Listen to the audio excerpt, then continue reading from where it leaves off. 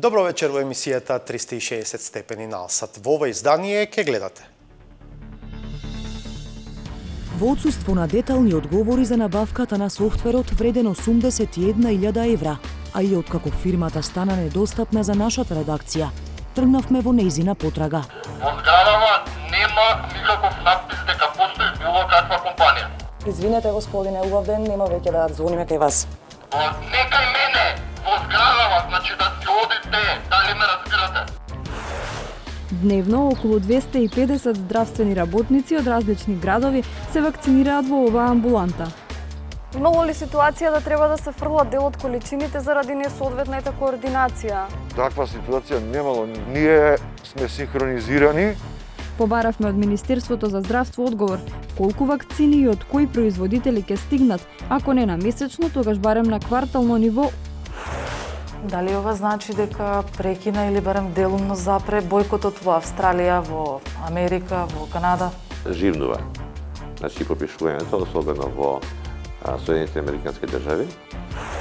Ми имамо демократија, а та демократија не може бити демократија за онога кој хоче да иде против тога система. Сите излезени членови на Социјалдемократски сојуз во Струмица ќе оддадат гласот за него. Саботажа. Се надевам дека ова беше доволна причина да останете на Алсат и по рекламите.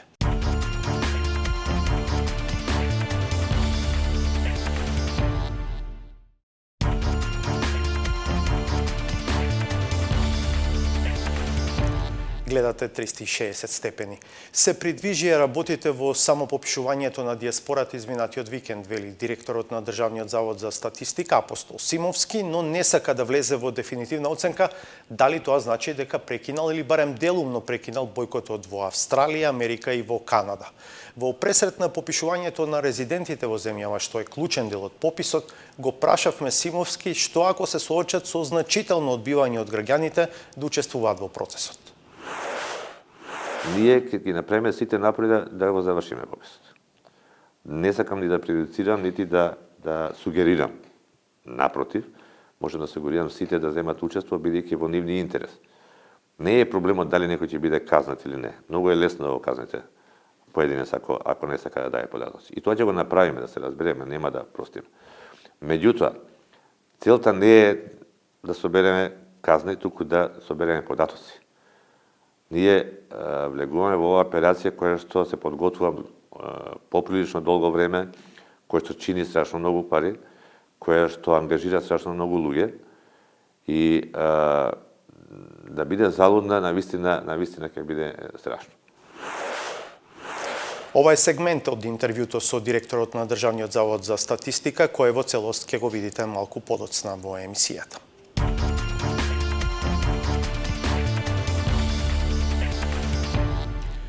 По антикорупцијската комисија и јавното обвинителство отвори предмет за софтверот за сообраќајни казни кој го купил Драги Рашковски, а ниедна институција не го користи.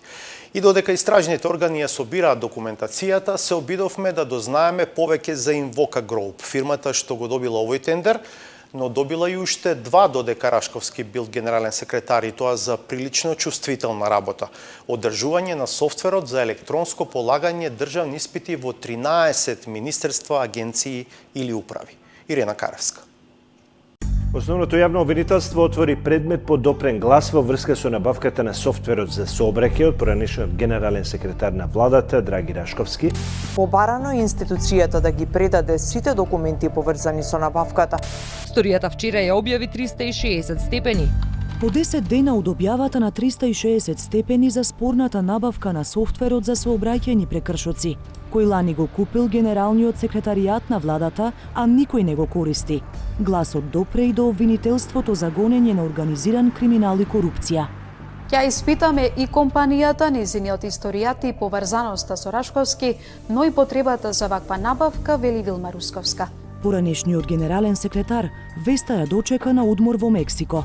Во меѓувреме во негова одбрана стои премиерот, иако нема објаснување зошто Рашковски купил софтвер кој полицијата не планира да го користи и дали нарачката била померка на неговиот претходно патентиран изум. Лично јас проверив, постапката е целосно законито направена. За другите спорни аспекти од набавката се обидовме да добиеме одговори од фирмата што го добила тендерот, но на терен не бевме добре дојдени. Било каде да прекинете да звоните на било кој стан, инаку ќе повикам полиција.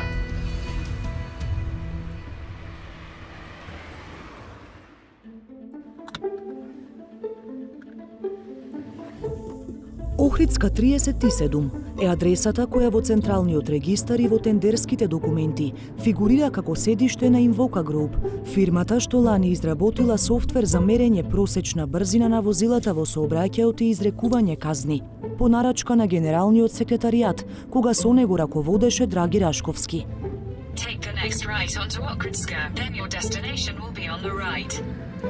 Во отсуство на детални одговори за набавката на софтверот вреден 81.000 евра, а и откако фирмата стана недостапна за нашата редакција, тргнавме во нејзина потрага.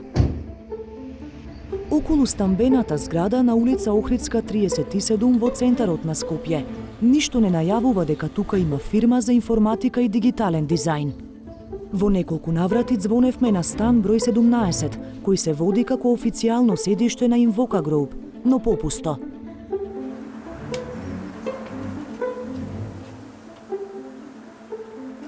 Се обидовме да добиеме информации и од соседите. Барам фирма Invoca. Дали тука е во оваа зграда? Мојата адреса која? Охридска 3717. Значи, ова е 37 Охридска, ама звоните на стан 17. Да, не можев да добијам никој, чисто реков да се обидам на друго место, дали сум на вистинското место. Немам информација дека во зградава ја постои било каква фирма, не па како и да ја кажете. По уште неколку обиди да добиеме некој што слушнал за Invoca Group, налетавме на истиот глас.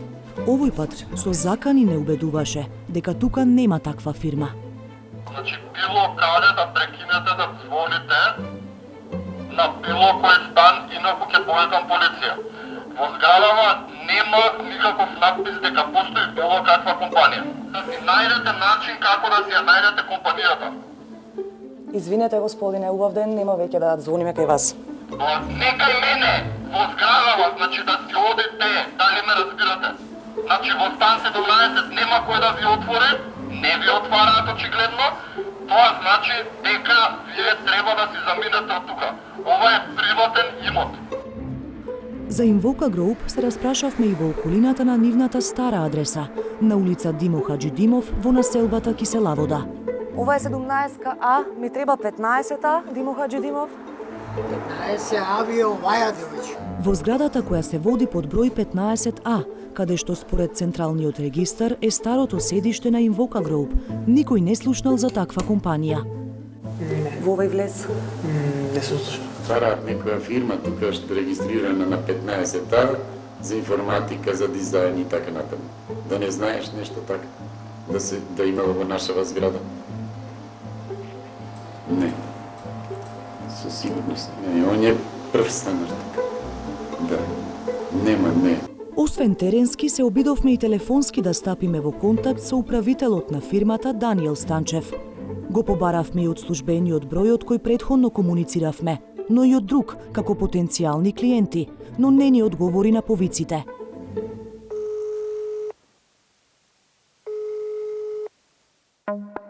По неколку часа од посетата на адресите на фирмата, управителот стапи во контакт со нас. Во 30-минутен телефонски разговор, исполнет со навреди за нашата редакција, Станчев обвини за медиумска хајка против неговата фирма. Рече дека работат виртуелно и дека фирмата може да биде регистрирана на која било адреса. За клучните прашања околу изработката на софтверот, управителот рече дека одговор ќе даде пред истражните органи. На прашањето дали софтверот е поврзан со патентираната идеја на Рашковски, не упати одговори да бараме во владата. Владата пак, иако најави, не објави документи што би покажале зошто е набавен софтверот за сообраќајни прекршоци. А недостигот на транспарентност носи дополнителни дилеми за набавката, вели Миша Поповиќ од Институтот за демократија. Тој софтвер чита регистарски таблички на возила на одредена локација. Тоа се значени информации. Таа фирма треба да има некаков углед, таа не може да биде непозната фирма. Така што тоа што во моментов таа фирма е недостапна, нема свој вебсайт, тоа се лоши знаци. Исто така треба да се види на кој начин е направена безбедносна проверка на софтверскиот код.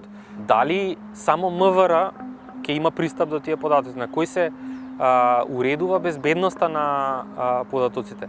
И тоа е сега едно од прашањата кои што некој може да ги постави, а требало да бидат одговорени и можеме да ги видиме ако ги има во досието. Детални одговори и документи за набавката на софтверот сега и владиниот генерален секретаријат и Invoca Group ќе треба да достават до обвинителството за гонење на организиран криминал и корупција. Следејќи ги повеќедневните написи во медиумите за набавката на софтверот од страна на генералниот секретаријат на владата, обвинителството отвори предистражна постапка при што предметниот обвинител издаде повеќе наредби за прибирање на потребната документација. Обвинителството отвори предмет минатата недела, а набавката веќе истражува Државната комисија за спречување на корупција. Двете институции ќе проверуваат зошто Рашковски како генерален секретар распишал тендер за софтвер за изрекување казни за сообраќајни прекршоци без координација со Министерството за внатрешни работи, но и дали има и каква е поврзаноста меѓу фирмата Invoca Group и Рашковски, кој пак пред да го распише тендерот патентирал слична идеја. Го представуваме новиот целосно автоматизиран систем за контрола на брзината на возилата во сообраќајот во населени и ненаселени средини. За својата патентирана идеја, Рашковски објавил анимација на Facebook во март лани, 1,5 месец по склучувањето на договорот со Invoca Group. Иако спецификациите на неговиот патент и на софтверот што го купил како генерален секретар се речиси исти, Рашковски тврдеше дека набавката не е поврзана со неговиот изум. Но премиерот го вели спротивното. Не треба секој да биде обвинуван заради тоа што претходно имал создадено свој систем, го патентирал како систем, односно како процес, одредено право, го отстапил бесплатно, нормално на користење на својата земја и дека на тој начин е забрането да се спроведува постапка за да се набави таков систем, таков софтвер за потребите на државата. 360 степени побара појаснување од владата за изјавата на премиерот, на кој начин биле регулирани авторските права со Рашковски, но не добивме одговор. Освен што софтверот никој не го барал ниту го користи, паѓа во очи и тоа што во годишниот план за јавни набавки на Генералниот секретаријат за 2019 година оваа набавка не била предвидена, туку е дополнително додадена. Од владата не дадоа објаснување за ова прашање и не кажаа зошто е купен софтвер кој никој не го користи, ниту планира да го користи. Информации поврзани со набавката владата веќе сподели преку соопштение до јавноста. Документацијата за набавката ќе биде доставена до надлежните институции кои го проверуваат случајот. Додека Рашковски одмара во Мексико, освен владата, во негова одбрана застанаа и неговите колеги од Асоциацијата на иноватори. Не мора да биде да се води хајка за некој што направил нешто во интерес за државата.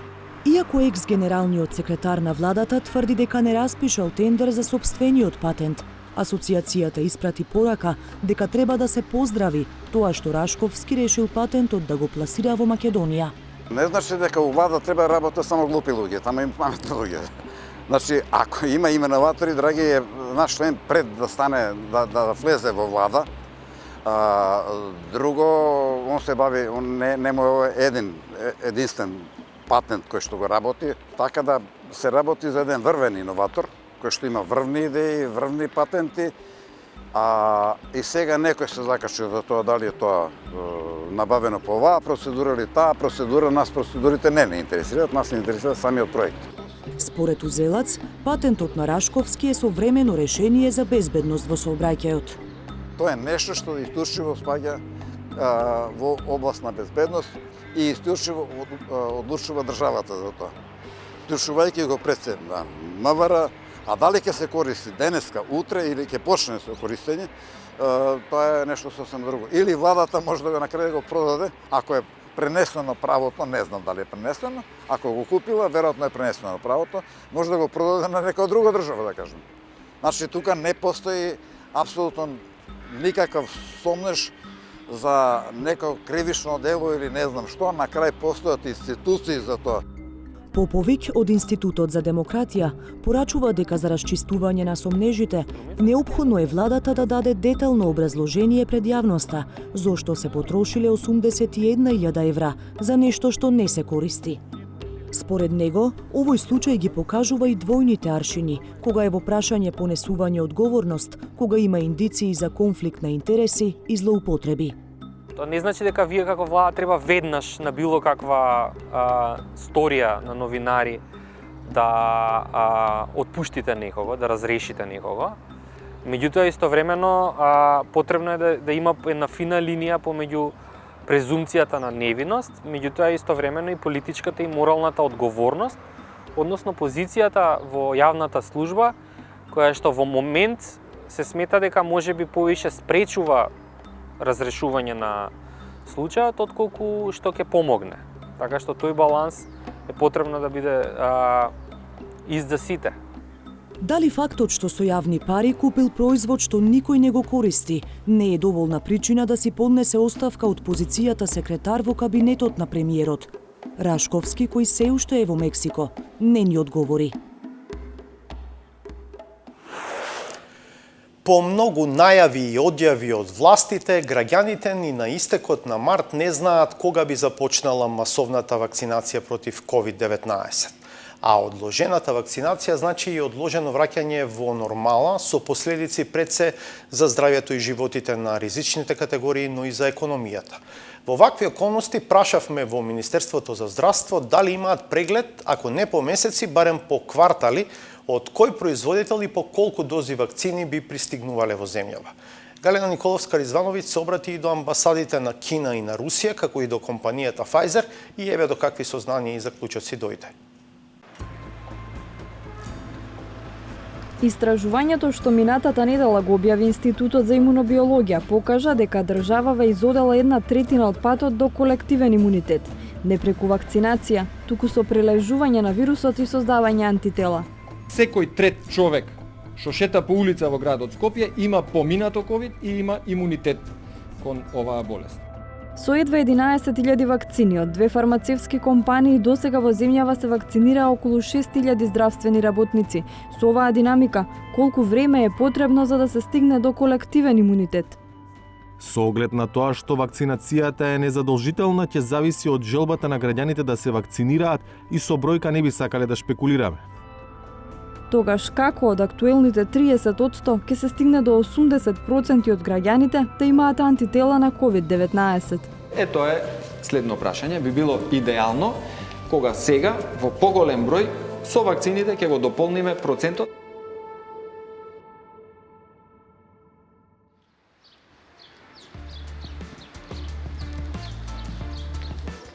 Во две смени од 8 до 20 часот со два медицински тима, поликлиниката Јане Сандански во Скопски аеродром е еден од трите вакцинални пункта во државава. Дневно околу 250 здравствени работници од различни градови се вакцинираат во оваа амбуланта.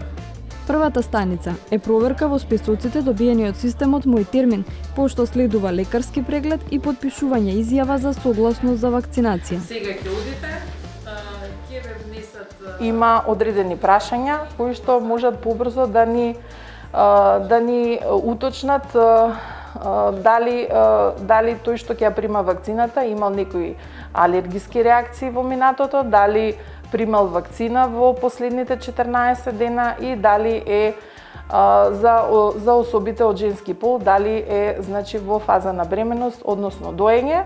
Дел од критериумите за прием на вакцина не е да има негативен тест на COVID-19.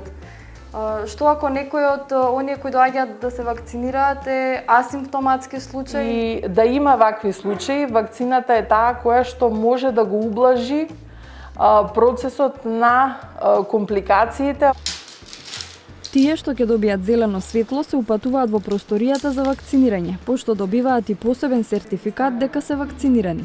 Меѓу оние што ја примија првата доза е и Сашко Димов, стоматолог од Росоман. Никаква болка не ни осетивме, значи помина се во одличен, најдобар ред, може да кажем.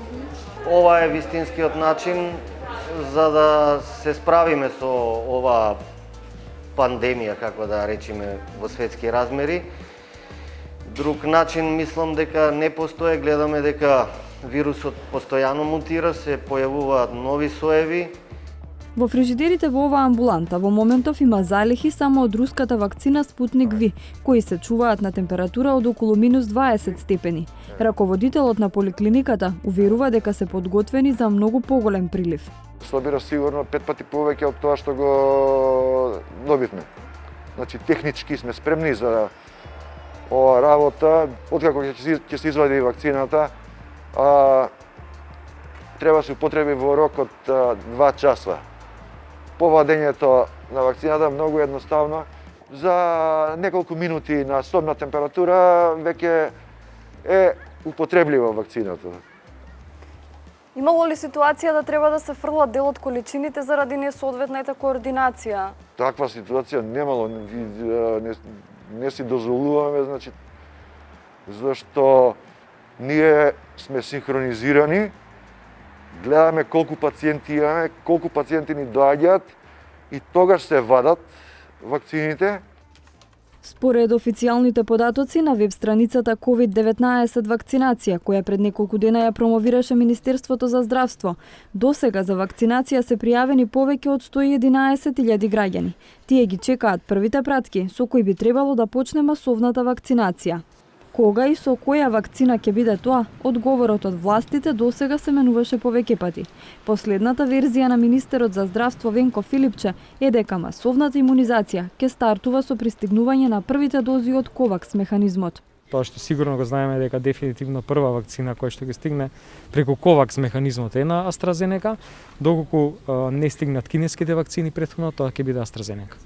Со оглед на честите различни изјави од надлежните за нарачани, договорени и очекувани дози, побаравме од Министерството за здравство одговор колку вакцини и од кои производители ќе стигнат, ако не на месечно, тогаш барем на квартално ниво оваа година, за да може да се проектира дали земјава ќе се приближи до колективен имунитет до крајот на 2021 година. Добивме одговор единствено за вакцината на AstraZeneca. Од неа, според Министерството за здравство, се очекуваат 100.800 вакцини и тоа прва пратка со 33.600, која би стигнала на 31 март, и втора поголема пратка со 67.200 вакцини, која се очекува до 15 април. Ако се тргне од фактот дека едно лице треба да прими 2 дози, тогаш може да се заклучи дека со AstraZeneca ќе може да се вакцинираат 50.400 луѓе во април и мај. Истовремено стигнуваат непотврдени најави за можно пристигнување до крајот на месецот и на вакцините на кинески Sinopharm, но нема податок за колку количини станува збор во првата испорака, освен што се повторува цифрата од 200.000 договорени вакцини за до крајот на годинава.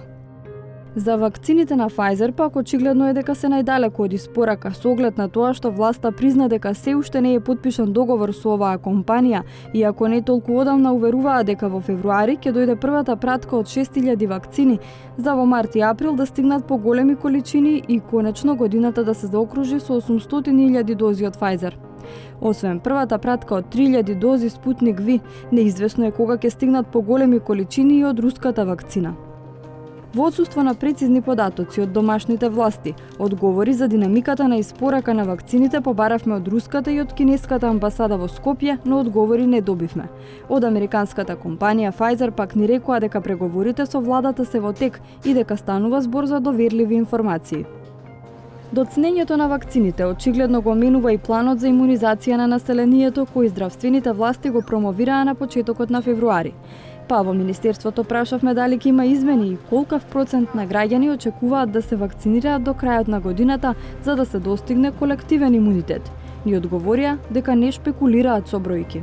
Што се однесува до ревидирање на планот за имунизација на населението, тој е подложен на промени во секој момент, врз основа на потребите кои произлегуваат од епидемиолошки аспект и секако врз основа на динамиката на испорака на вакцините. Процентот на населението што би се вакцинирало, со оглед на тоа што вакцинацијата е незадолжителна, ќе зависи од желбата на граѓаните да се вакцинираат и со бројка не би сакале да шпекулираме. Истражувањето на Институтот за имунобиологија при Медицинскиот факултет на УКИМ, направено на 1000 случајни минувачи на улица, покажа дека тројца на секој 10 граѓани имаат имунитет на COVID-19. Што значи тоа за стремежот да се стигне до колективен имунитет додека се чекаат вакцините? Некако ќе стигнеме до колективниот имунитет и единствено тоа ќе ја заокружи пандемијата или нашава епидемија. Дали тоа ќе биде природен начин со пренос како сме тргнале, мислам, се приближуваме секој ден, или ќе си помогнеме со вакцините, тоа е следно прашање. Би било идеално кога сега во поголем број со вакцините ќе го дополниме процентот, а тие си сакаат прецизни епидемиолошки пресметки, но сега баш и не е 70% прагот, мислам дека е малку подигнат прагот кој треба да биде постигнат од позитивизирано население за да се ограничи преносот на вирусот и да се лимитира ширењето него. Значи негде и 80 и 90% се веројатно во оптек моментално. И додека, на пример, Израел се подготвува да објави дека со вакцинација стигнал до колективен имунитет, граѓаните во земјава преку официјалната интернет страна за вакцинација може барем детално да се информираат за 4 вакцини што се очекува да пристигнат во Македонија, за степенот на ефикасност, за начинот на администрирање, како и за очекуваните несакани ефекти. Затоа што следниот голем проблем за земјава може да биде слаб интерес кај граѓаните за вакцинација. Само попишувањето во диаспората добива на интензитет како што се ближи почетокот на пописот на резидентното население во земјава. Во пресред на 1 април остануваат отворени низа практични и политички прашања, како што се безбедноста на процесот поради ширењето на коронавирусот или повиците за бојкот од одредени структури. Како ќе се постави Државниот завод за статистика во вакви околности, со директорот Апостол Симовски разговара Славица Филиповска. Директоре, може ли да ни кажете кои се последните сумирани податоци за само попишување на диаспората? Податокот што го имаме заклучно со вчерашниот ден, односно од 8:30 утринава, е дека на оваа апликација се само попишале 121.850 лица, што е одлично. Дали ова значи дека прекина или барем делумно запре бојкотот во Австралија, во Америка, во Канада? Не можеме да одговориме директно на ова прашање, бидејќи податоците по земји кои ќе ги гледате се релативни. Треба да знаете колкава е диаспората во тие земји, односно бројот на нашите државјани, за да може да имате согледување што значи тој податок. Дали е тоа голем број попишани, дали е тоа мал број попишани или е согласно динамиката задоволитен податок. Меѓутоа, живнува. Значи, попишувањето, особено во Соединетите Американски држави. Има некои порасти во Канада и во Австралија, не знам колку е тој соодветен. Бидејќи една работа е диаспора која што е потекнува од нашава држава, а друго се граѓани со македонско државјанство. Значи, Австралија, Канада, особено Австралија, имаме огромен број на наши иселеници кои за жал го немаат повеќе нашето државјанство. Викендов заврши уште еден оглас за реонски попишувачи. Дали имаше доволно интерес? Да, имаше доволно интерес. Мислам дека е изосема доволно по пописите реони каде што недостасува попишувачи. Меѓутоа, со овој оглас е дадена можност и на оние лица кои што претходно се имаа пријавено на претходниот оглас, а не отидоа на тестирање од најразлични причини, да можат да дојдат на тестирање, кое се веројатно веќе во тек. И тоа е финално со огласите. Директоре, зошто нема поагресивна кампања, повидлива за граѓаните да учествуваат во пописот? Кампањата е тргната и сега во овој момент е повеќе насочена кон нашите граѓани што се во странство, бидејќи тече овој процес на само попишување. Попишувањето во земјата се уште не е започнато. И разликите кои што ги имаме до пред недела дена и во овој период кажуваат на тоа дека оваа кампања вродува со плод. Само во вчерашниот, текот на вчерашниот ден се попишани повеќе од 20.000 лица, само попишани. што многу веројатно е и резултат и на кампањата која што интензивно се спроведува, особено на социјалните мрежи. Меѓутоа, морам да заблагодарам многу и на Министерството за надворешни работи, кое што исто така е вклучено во целата оваа кампања и кое што преку нашите дипломатско-конзуларни представништва врши масовно информирање на нашите сограѓани кои се наоѓаат во странство, користејќи сите можности. Друженија, клубови, црковни општини, останати религијски друженија и било што, секоја можност за која што се има информација, а ги имаат тие информации, се обидува да допре информацијата до нашите сограѓани. Но и антикампањата е се посилна, особено на социјалните мрежи. Како го коментирате ово? Тоа е нешто што навистина не можам да го разберам. Значи, тоа се луѓе кои што очигледно не ги сакаат добро на сопствената држава и на сопствените граѓани. Значи, не знам, јас со години укажувам, а и во принцип секаде во светот, пописот е статистичка операција. И таа е во интерес на сите граѓани. Значи, пописот не се прави ниту за владата, ниту за некоја политичка партија, се прави за граѓаните пред се во државата, за да оние кои што носат, креираат и спроведуваат одредени развојни политики, имаат доволно елементи тие да бидат квалитетни политики. Да не се базираат на некакви си паушални оценки, на интуиција или нешто слично. Денес, било која активност не можете да ја правите без информации. Значи, секојаш постои, во спротивно, постои огромен ризик да промашите со таквата активност. Што ќе го сметате за бојкот преку кој не може да се помине? Значи, секое одбивање да се пушти попишувачот да го спроведе пописот е бојкот. Независно дали е тоа од која причина. Значи, ние прво немате контакт, нели, не ве пушта да влезете, а и не сме инспектори да прашуваме зошто не сакате. Едноставно тоа е обврска и треба. Ние ги имаме предвидено сите протоколи, значи Комисијата за заразни болести, потоа кризниот штаб и владата препорачаа многу строги протоколи, кои што сме обврзани да ги почитуваме и со кои се гарантира безбедност од здравствен аспект на сите граѓани. Ве разбирам, но ако се случи масовен бојкот? Па јас се надевам дека ќе има доволно разум во оваа држава, кај нашите граѓани, после 20 години без попис, да сватат дека е неопходна оваа акција и дека немањето пописни податоци од 2011 година не чини страшно многу. И како држава, и како граѓани, пред се како граѓани. Сум давал многу примери за што се може да се употребат и искористат правилно податоците од пописот. Меѓутоа, и ова сум го кажал, ќе го повторам. Веројатно е огромен износ на инвестиции во земјата не се влезени само заради тоа што немаме податоци од попис. Компарираме со нашите соседи и гледаме дека таму многу повеќе се инвестира отколку тука. Една од причините, а може би најголемата, е тоа што немаме податоци од попис. Никој не сака без информација да влетува во авантура, особено ако таа авантура значи трошење на голема сума на пари. Ајде да го преформулирам прашањето. Еве, например, ако 20-30% од граѓаните одбијат да се попишат. Значи, ние ќе ги направиме сите напори да го завршиме пописот. Не сакам ни да прejudicирам, нити да сугерирам. Напротив, можам да сугерирам сите да земат учество, бидејќи во нивни интерес. Не е проблемот дали некој ќе биде казнат или не. Многу е лесно да го казнете поединец ако не сака да даде податоци. И тоа ќе го направиме, да се разбереме, нема да простиме.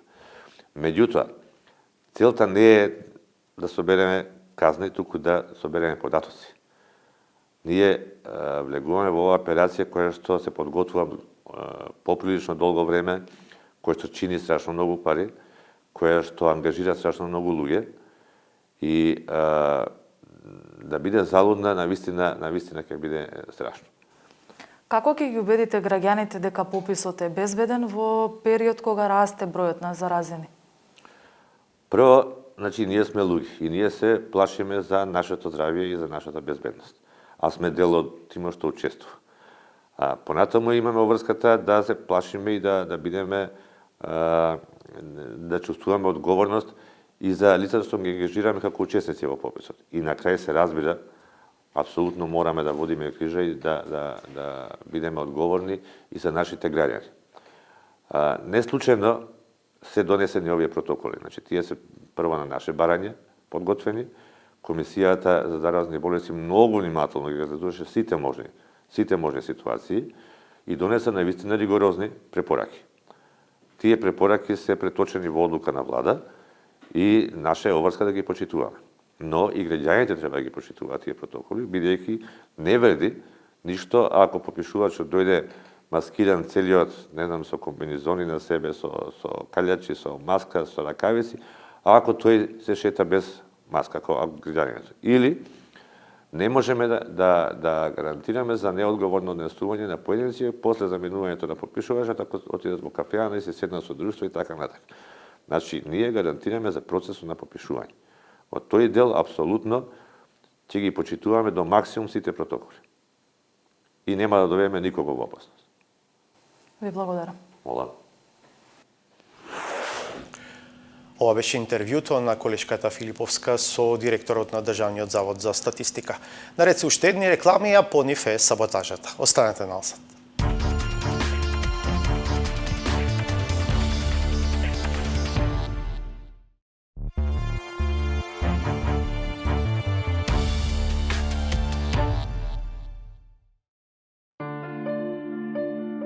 По долги и непроспани ноќи исправени пред најтешката можна одлука, наследниците на една од најдемократските структури, будни и подготвени, го дочекаа моментот на вистината.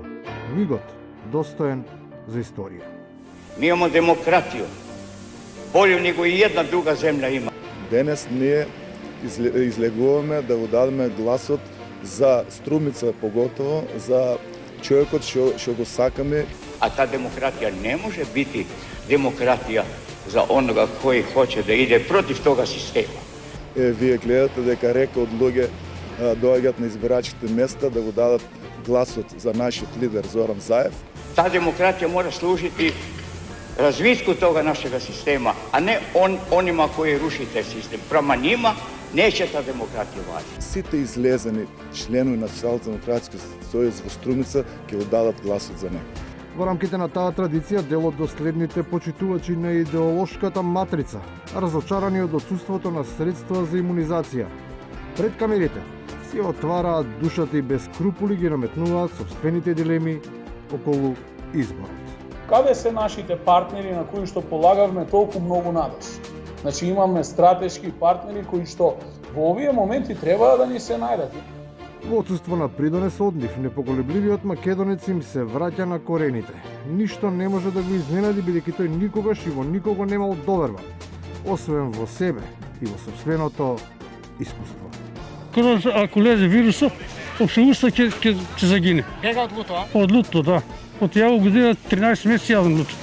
Ова еден месец гратис може да се вклучи во превозната шема на претениците од натрешноста, кои цели 4 години ја користат инфраструктурата во главниот град. Ама кога ќе треба нешто да се даде за таа навистина да се подобри, тогаш им се јавува во случајот гостиварскиот локал патриотизам. Заедно со Заев се толку дрски и ненаситни, што овој заем кој се однесува само за Скопје, скроиле да го отплаќаат сите останати кои не живеат во Скопје. Добро е што позајмици се бараат за проекти кои ќе го напредат и градот и државата, отколку тие да се трошат за купување армија административци, која баш никому, освен на партијата, не ислужи. Веќе на самите директори ме прекугла во тие битни играчи за кои мора да се најде место во тимот. На план на спорт да ви објаснам што мислам на Марадона. Тоа се партиски војници кои што мораме по 3-4 да ги чуваме за да не направат некоја брљотина. И на крајот, кога сме веќе кај таа нејасна трансфер политика. Тој е човекот кој дојде во Македонија да се збогати. Не одиме во Австралија на печалба, а он дојде во Австралија тука по кој основ? Што и требаше на политиката на Македонија? Очигледно е дека во нашата лига нема само аматери, туку и прекалени борци кои покрај тоа што се сметало дека се и служени, всушност умееле да одработат како големи професионалци.